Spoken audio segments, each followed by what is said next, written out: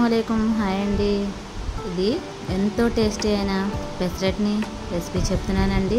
నైటే మీరు ఈ పెసర్లను నానేసిన తర్వాత నైట్ మొత్తం అలాగే పెట్టేయండి.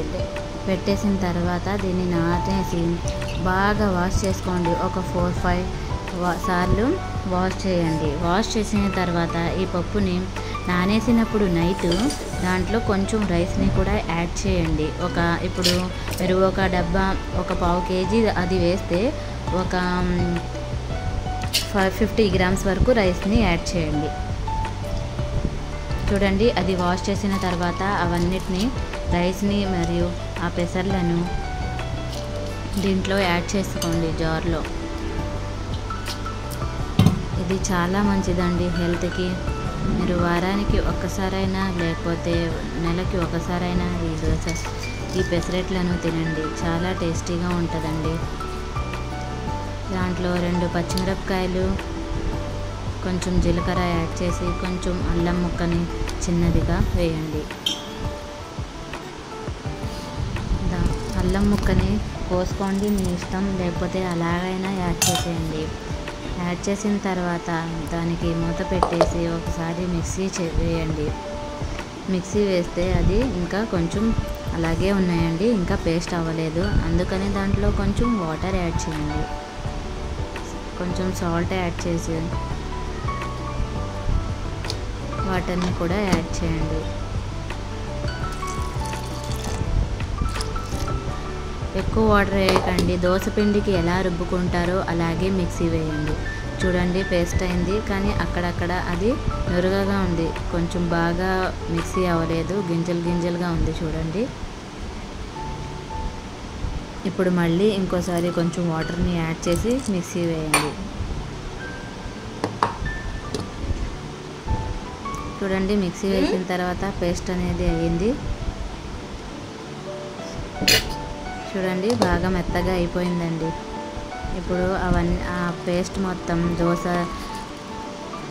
పిండి మొత్తం దీంట్లోకి ప్యాన్లో ఒక గిన్నెలోకి తీసుకోండి. ఇప్పుడు దాన్ని మొత్తాన్ని మిక్స్ చేయండి. చూడండి, ఎంత మెత్తగా ఎంత సాఫ్ట్గా బాగా వచ్చిందండి పెసరట్ పిండి.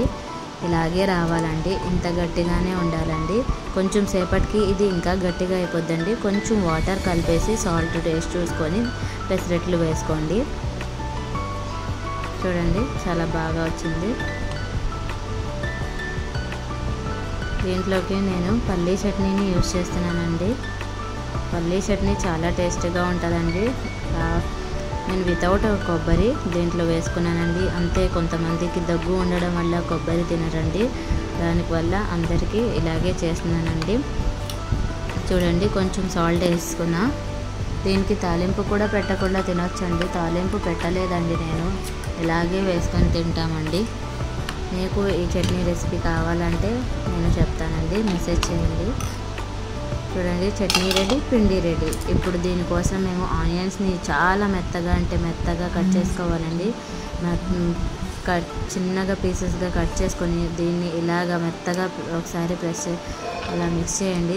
అవి మెత్తగా అయిపోతాయి కాబట్టి దాంట్లో పెసరట్ వేసిన తర్వాత చూడండి ఎంత చిన్నగా కట్ చేశానో ఇలాగే కట్ చేయాలి. ఇప్పుడు స్టవ్ మీద ఒక ప్యాన్ని పెట్టండి. దోశ ప్యాన్ పెట్టిన తర్వాత హీట్ అయిన తర్వాత దోశలు అవి పెసరట్లు వేయాలండి. చూడండి, హీట్ అయింది, కానీ ఇవి అన్ని దోశ ప్యాన్లు సరిగ్గా రావండి. మీరు ఆనియన్స్తో దాన్ని క్లీన్ చేసి తర్వాత ఆనియన్స్ని సగంగా కట్ చేసి దాన్ని దోశలు వేసుకోండి. చూడండి, నేను చేస్తున్నాను. ఇదిగోండి, ఆనియన్స్ని సగం చేశాను.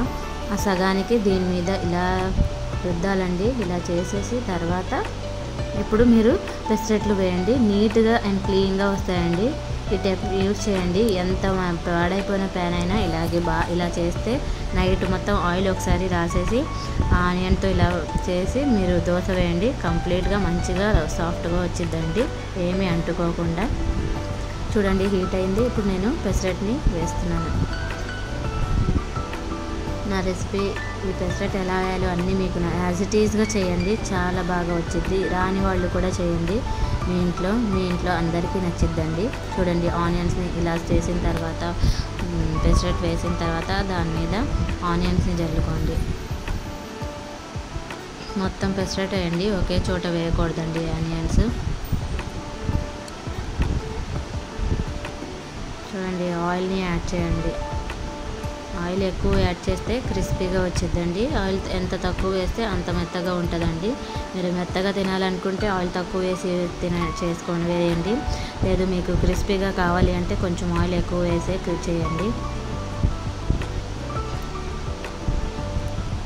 చూడండి, ఆనియన్స్ అన్నిటినీ ఇలాగా దానికి అతుక్కుపోయేలాగా పెసరట్కి చేయండి. మేము ఒకవేళ తిప్పినా అలా చేస్తే ప్రాబ్లం ఉండదు. చూడండి, దాని కలర్ మారినట్టు కనిపించేస్తుంది. చూడండి, నా దోశ పెసరట్ అనేది చాలా బాగా వచ్చింది. కొంచెం కూడా కింద అంటుకోలేదండి, చాలా నీట్గా వచ్చింది.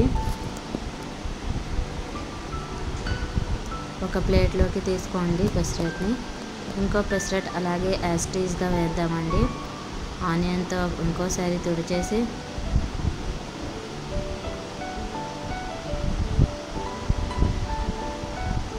నేను పిండి ఎంత క్వాంటిటీలో వేస్తున్నానో ఒకసారి చూడండి. ఇలాగే సాఫ్ట్గా చేయాలండి, స్పీడ్గా. ఇప్పుడు ఆనియన్స్ని మళ్ళీ వేసుకోండి.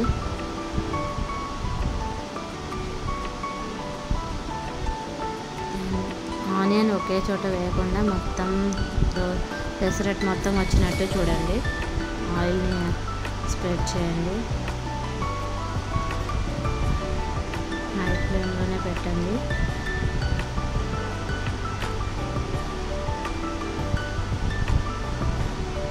దోశకు అంటుకోవాలండి ఆనియన్స్ అన్నీ.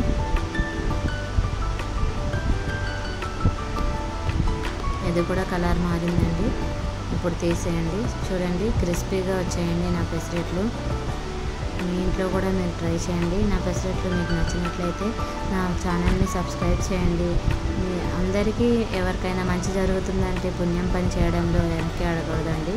Thank you very much. నా వీడియో మీకు నచ్చినట్లయితే లైక్, షేర్. అంతే అండి, ఎంతో టేస్టీకరమైన pesarattu ready. Thank you very much watching.